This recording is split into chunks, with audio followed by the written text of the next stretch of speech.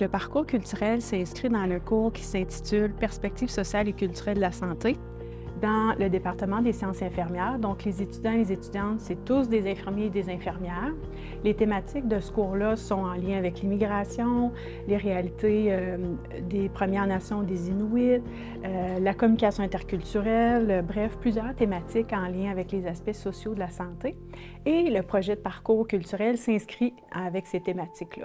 Les étudiants étaient invités à participer à 2 activités en lien avec, par exemple, visiter un musée, assister à un visionnement d'un film d'un auteur étranger, assister à une conférence, un webinaire, assister à un powwow, apprendre les bases d'une langue étrangère, participer à une activité sociale, par exemple, participer à une marche de solidarité. Et le dernier, et non le moindre, c'est la formation obligatoire sur les réalités autochtones dans le réseau de la santé.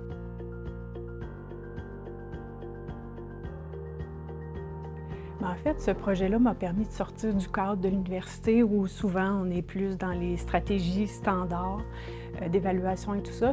Donc, pour me réconforter, c'est un projet qui était optionnel pour les étudiants, mais ça a vraiment ouvert le dialogue en fait avec les étudiants et les étudiantes parce qu'ils ont contribué à promouvoir les différentes activités dans leur région qui étaient disponibles pour leurs collègues. Il y avait une flexibilité aussi dans le choix des différentes activités que les étudiants à lesquelles ils pouvaient participer, mais aussi dans la preuve parce que pour avoir les points, ils devaient me soumettre une preuve qu'ils avaient réalisé l'activité, fait que soit le certificat qui prouvait qu'ils avaient fait leur formation obligatoire dans le système de la santé, ou soit une facture s'ils sont allés au musée des Abénaquis, une photo d'eux dans le musée, bref, tout était possible. Il y en a même qui ont fait des TikTok pour me parler de leur langue qu'ils ont appris dans les salutations de base. Donc, c'était vraiment très ouvert, très flexible. Puis en même temps, ça ouvrait le dialogue en classe aussi sur les réactions. J'ai en tête, entre autres, une étudiante qui a visionné un documentaire belge avec une personne trans où c'est un film qui était très émotionnel et qui avait beaucoup de contenu en lien avec le cours aussi, mais qui permettait vraiment d'ébranler un peu les convictions. Donc, c'est des retombées très positives de dialogue, puis d'échange et d'ouverture, mais pas juste dans l'université, de mettre en pratique à l'extérieur aussi les connaissances qu'on voit en classe.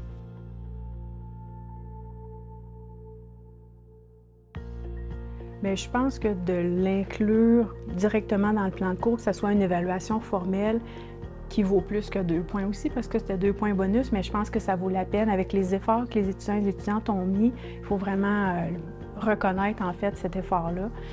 Dans le parcours culturel, tout ce qui était le volet engagement social, de participer à une marche, par exemple, de solidarité, il n'y a aucune étudiant et étudiante qui ont participé à ce volet-là. Donc, ça va être à réfléchir, en fait, comment on peut mieux l'arrimer, puis inciter nos étudiants et nos étudiantes à participer à ce volet-là, qui est en lien avec leur rôle d'infirmier et d'infirmière, parce que c'est l'advocacy aussi de défendre nos patients qui ont des fois moins de voix ou qui sont en marge du système de santé. Bien, je suis vraiment heureuse. Merci beaucoup. Je pense que ma plus grande joie dans tout ça, en fait, c'est de voir l'impact que ça a eu sur mes étudiants et étudiantes quand je pense à une étudiante qui est allée au musée-hôtel à Wendake des Premières Nations, puis elle était avec sa famille. Fait que sur les photos qui prouvaient qu'elle était allée, on voit sa famille qui est avec elle. Donc pour moi, l'impact n'est pas juste au niveau de l'individu, de mon étudiant ou de mon étudiante, mais aussi familial.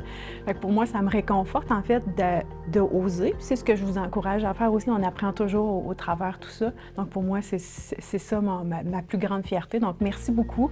Puis j'espère que ça pourra inciter d'autres professeurs, collègues, en fait, à oser sortir du cadre universitaire, puis de bénéficier, en fait, de tout ce qui est disponible aussi à l'extérieur, mais qui sont vraiment complémentaires à nos cours.